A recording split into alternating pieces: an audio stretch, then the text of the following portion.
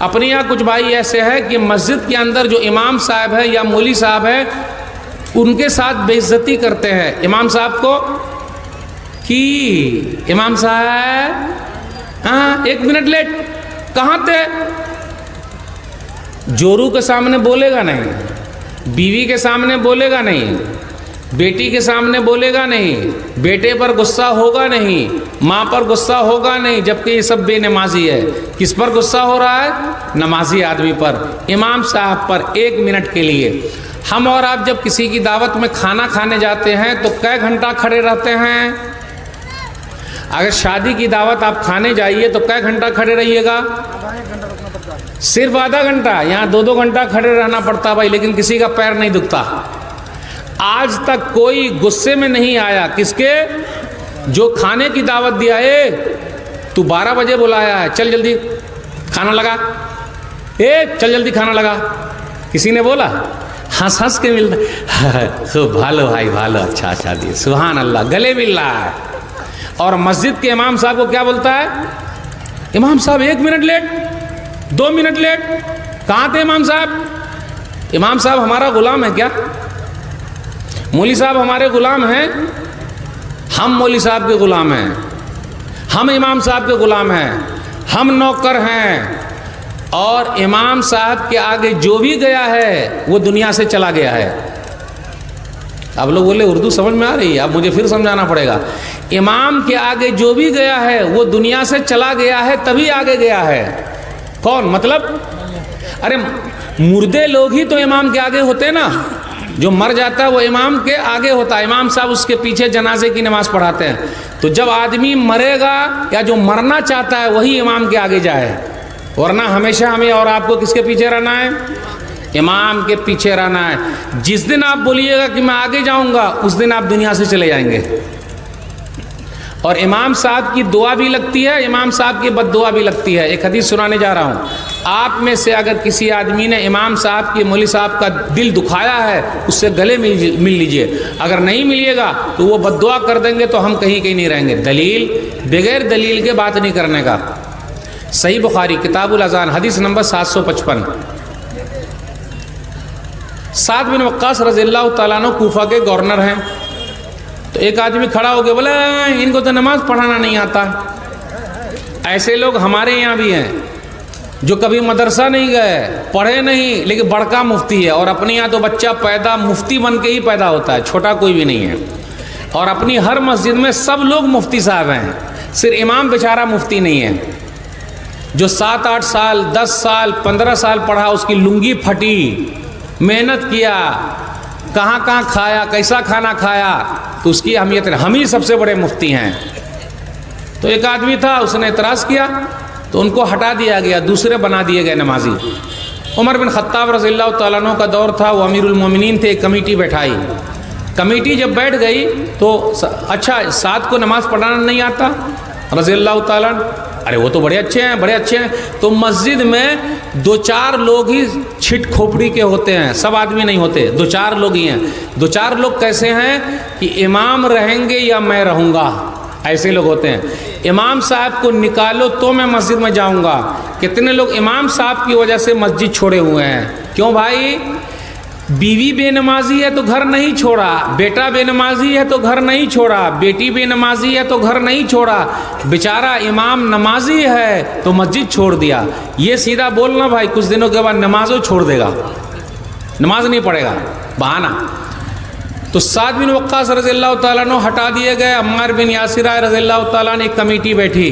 تو ایک آدمی تھا اسامہ نام کا, اس نے کہا کہ ہاں یہ تو ایسے ہیں, صحیح سے نماز پڑھانا نہیں آتا, 2-3 باتیں اور کہی. تو سعد بن وقاص رضی اللہ تعالیٰ عنہ کو رہا ہی نہیں گیا, کھڑے ہو گئے اور بد دعا دے دی. اے اللہ, یہ آدمی اگر جھوٹا ہے تو اس کی عمر لمبی کر دے, اس کی غریبی کو بڑھا دے, اس کو فتنے میں ڈال دے. 3 بد دعا دے دی. وہ آدمی بڑی عمر پایا. یہ بھاؤ ہے نا, بھاؤ کے بال ان کے آنکھ میں گھس گئے, بھاؤ کے بال. اور اس کے بعد وہ بہت فقیر ہو گیا. اور اس کے بعد روڈ پر وہ چلتا تھا اور لڑکیوں کو چھیڑتا تھا. تو اس نے کہا کہ مجھے 7 کی بد دعا لگ گئی ہے. تو آپ میں سے بھی اگر کوئی بھائی ہے جو امام سے حجت کر چکا ہے, بات چیت بند کر رکھا ہے, مولوی صاحب کو برا بلا کہا ہے, معافی مانگ لے، اگر وہ بد دعا دے دیں گے تو ہم اور آپ کہیں کے نہیں رہیں گے۔ میں نے یہ حدیث کئی جگہ بیان کی ہے، تو کئی لوگ آئے اور امام صاحب سے روتے ہوئے گلے ملے اور معافی تلافی کر لی، کیونکہ امام صاحب کی دعا بھی لگتی ہے، امام صاحب کی بد دعا بھی لگتی ہے۔ اللہ ہم سب کو توفیق دے، زور سے بولیے آمین۔ میرے بھائیو، اپنے سماج میں کچھ برائیوں میں سے ایک برائی یہ بھی ہے، ابھی میں آیا ماشاءاللہ دیکھا کھیت ہی کھیت ہے، اللہ نے آپ لوگوں کو کھیت دے رکھا ہے، کھیت ہے، کسان لوگ ہیں، تو اس کے اندر بھی کچھ مسئلہ چل رہا ہے۔ حدیث کے اندر غور کریں، صحیح مسلم کتاب البیوع حدیث نمبر 1536 کہ رسول اللہ صلی اللہ علیہ وسلم نے نہا عن کرا الارض، زمین کو کرائے پر بھرنا پر دینے سے منع فرمایا ہے، اور نبی صلی اللہ علیہ وسلم نے روکا ہے کہ زمین کو کچھ سالوں کے لیے بیچا جائے، اور نبی صلی اللہ علیہ وسلم نے اس سے بھی منع کیا ہے کہ پھل پکنے سے پہلے ہی بیچ دیا جائے۔ آم، آپ لوگوں کی طرف آم ہوتا ہے کہ آم ٹکولا ہونے سے پہلے بیچ دیا، نہیں، آم بننے دیجئے، آندھی اور طوفان آ جائے گا تو پیسہ تو آپ لیے رہیں گے، نقصان کس کا ہوگا؟ کتنے لوگ ہیں، کہیں کہیں پر تالاب ہے، لوگ پورے تالاب کو بیچ دیتے ہیں، بیچ تو دیتے ہیں کہ مچھلی ہے، لیکن سیلاب آ گیا، باڑھ آ گیا، پوری مچھلی بھاگ گئی، پیسہ تو آپ نے لے لیا لیکن اس بیچارے کا نقصان ہوا کہ نہیں ہوا؟ تو اس لیے تالاب ایسا مت بیچیے، تالاب سے مچھلی نکال کے بیچیے۔ تو دھوکے والا مسئلہ بہت چل رہا ہے، بھرنا والا بھی چل رہا، پیسہ دے دیا، جتنے سال تک ہے پیسہ رکھے رہو، پورا استعمال کرو، پھر پورا پیسہ لے لو، تو پیسہ تو ہم کو مل گیا، اور ہم نے جو 2 سال 3 سال 5 سال 10 سال جو زمین استعمال کیا اس کا کیا دیا؟ تو میرے بھائیو، ہماری اور آپ کی کمائی بھی حلال ہونی چاہیے، حرام نہیں۔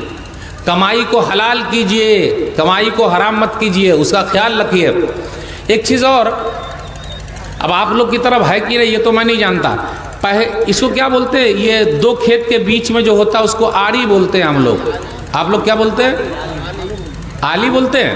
تو پہلے اتنا موٹا موٹا ہوتا تھا، پرانے بزرگ جانتے ہیں، پہلے اتنا موٹا موٹا ہوتا تھا، اب وہ موٹے سے پتلا ہوتے ہوتے ہوتے ہوتے ہوتے ہوتے ادم لکڑی کاٹنے والے آرے کی طرح پتلا ہو گیا ہے۔ جانتے ہیں لکڑی کاٹنے والا آرا ایسا آتا ہے نا، ویسا یہ بھی مار رہا، یہ بھی ادھر سے بھی کداری مار رہا، سیدھا بیچ میں پتلا کر دیا، اب چلے گا کس پہ؟ اور اللہ نے برکت چھین لی، آج کھیتوں میں اتنا اپجاؤ نہیں ہے جو پہلے ہوتا تھا۔ اس لیے میرے بھائیو، احترام کیجئے، کھیت کا بھی احترام کیجئے، جتنا ہے بس اسی کے حقدار ہیں۔